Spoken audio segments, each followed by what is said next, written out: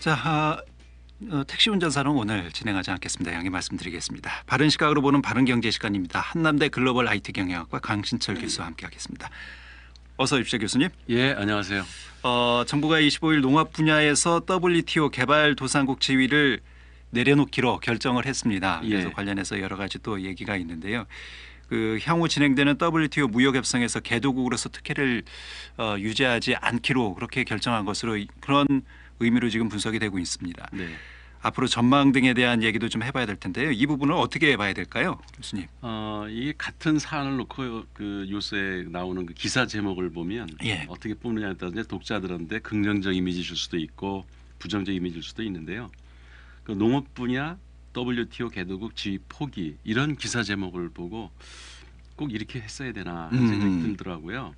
이렇게 되면 마치 국제 무역 협상 과정에서 농산물은 모두 관세가 인하돼서 당장 농민들에게 피해가 갈 것처럼 들릴 수도 있습니다. 예. 그래서 실제 정부 발표를 자세히 들여다보면 쌀 등 그 민간 품목에 대한 별도 협상 권한을 확인하고 그 개도국 지위 포기가 아닌 미래 협상에 한해 특혜를 주장하지 않는다고 됐거든요. 예. 그래서 이 말 표현을 좀 잘했으면 좋겠습니다. 예. 우리나라가 언제부터 그 농업 분야 WTO 개발도상국의 특혜를 받기 시작을 한 거죠? 이게 1995년 우루과이 라운드 협상에서 농업 분야에 한정해서 이제 개발도상국 지위를 인정받았는데요. 예. 농업 기반의 그 취약성 또 식량 자급률이 이제 그때는 근거가 됐습니다. 예. 이에 따라서 그동안 농업 분야에서 한국은 이제 특별 민간 품목 등에 대해 관세 및 이행 기간 등에서 전체 17% 이상에 대해 혜택을 받았습니다. 1996년 경제협력개발기구 가입을 계기로 OECD요. 예, 거기 가입을 계기로 농업과 기후 분야 외에는 개도국 특혜를 주장하지 않겠다고 선언한 바가 있는데요. 예. 우리나라는 그동안 농업 분야에서 이제 개도국 특혜를 인정받으면서 관세하고 이제 보조금 감축률 그리고 이행 기간 등에서 선진국에 비해서 많은 혜택을 누려온 게 사실입니다. 사실 이제 경제적으로는 국민소득 3만 불이 넘은 우리나라가 예. 개발도상국의 지위를 계속 유지한다는 거 이게 쉬운 일은 좀 아니지 않나. 그렇죠. 예, 그런 생각이 들기도 하고요. 하지만 농업계는 여전히 좀 취약한 우리 산업에서 취약한 부분이기 때문에 예. 아직도 좀 지원이 필요하다. 뭐 그런 요구의 목소리가 많이 높지 않습니까? 그렇습니다. 이게 이제 그래도 선진국 지위가 되면은 전체 농산물의 4%만 아까 이제 17%였는데 그걸 대폭 삭감을 해서 민간 품목 지정이 가능하고 그 외에는 관세를 인하해야 한다는 이제 국제 협약이 있습니다. 예. 그리고 또 한편 그 도널드 이번 트럼프 대통령이 한국과 싱가포르 등의 WTO에서 개도국 지위를 포기하라고 요구를 하고 이를 받아들이지 않을 경우에는 무역 보복을 가하겠다고 이제 압력을 넣은 것도 작용하지 않았나 생각이 듭니다. 예. 그 트럼프 대통령 지목한 국가들은 다 개도국 지위 포기를 선언했고요. 예. 중국만 이제 개도국 지위를 포기할 수 없다고 이제 밝힌 바가 있습니다. 예.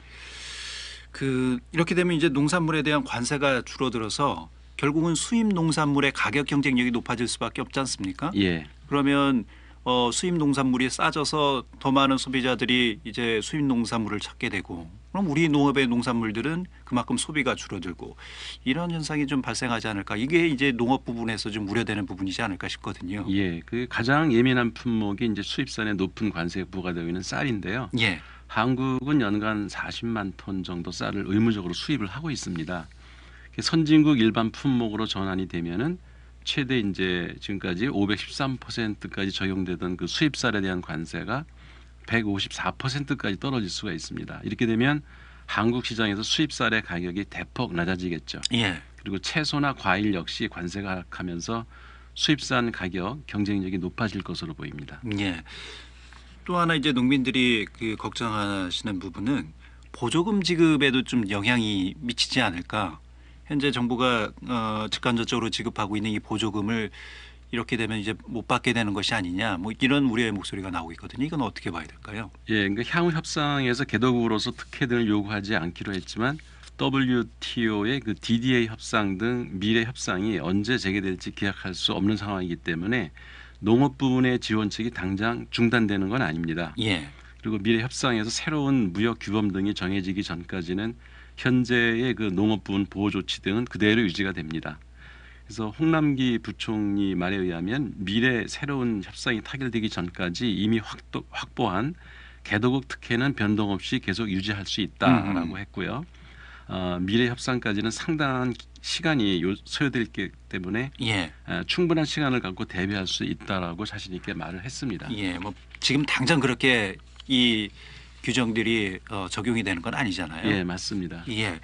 정부도 그래서 이런 우려를 알기 때문에 농민을 보호하기 위한 여러 가지 구체적인 방안을 또 구상하고 있는 것 같은데 이 부분은 어떻게 봐야 되겠습니까? 홍 부총리는 이제 첫째로 미래 그 WTO 농업 협상에서 쌀 등 국내 농업의 민감 분야를 최대한 보호하기 위해서 모든 노력을 다하겠다고 하면서 이어서 둘째로는 미래의 WTO 농업 협상 결과 국내 농업의 영향이 가장 발생할 경우에 그 피해 보전 대책을 반드시 마련하겠다고 했고요.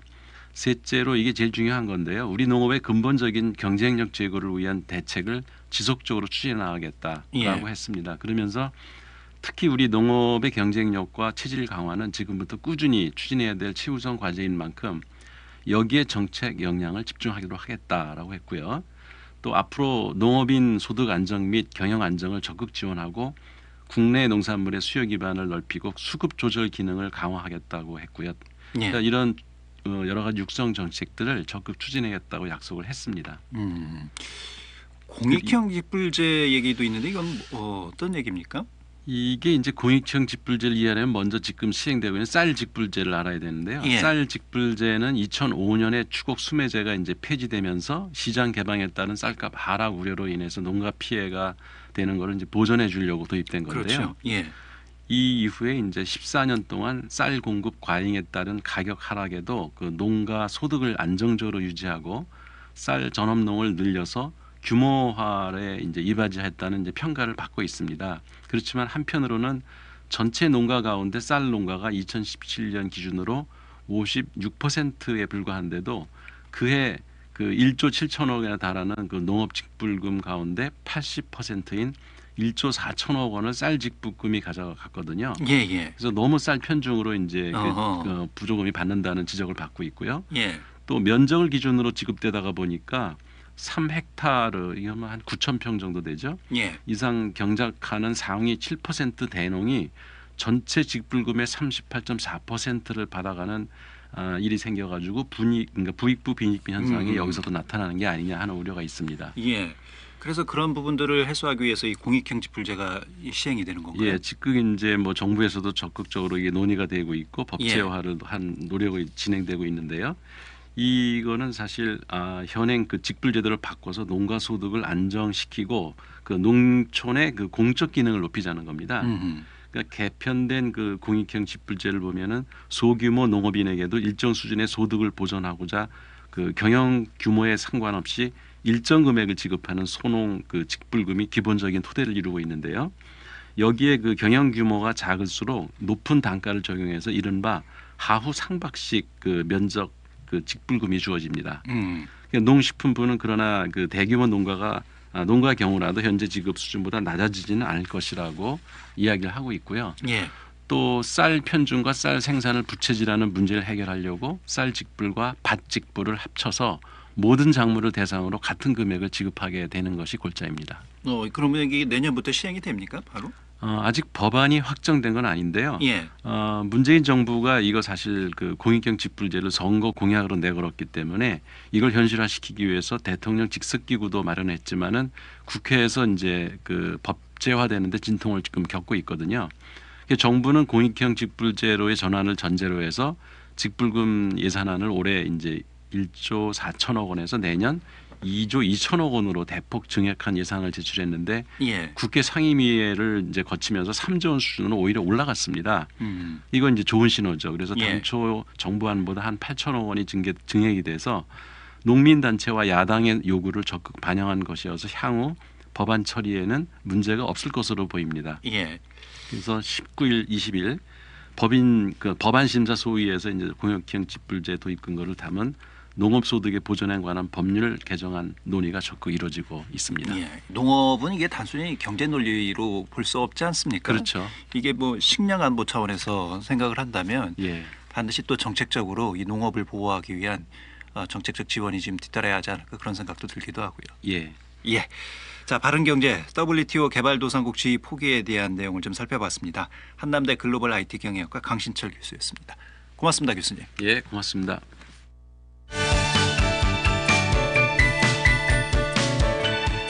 여러분은 지금 김현선 아나운서가 진행하는 5시엔 대세남을 듣고 계십니다.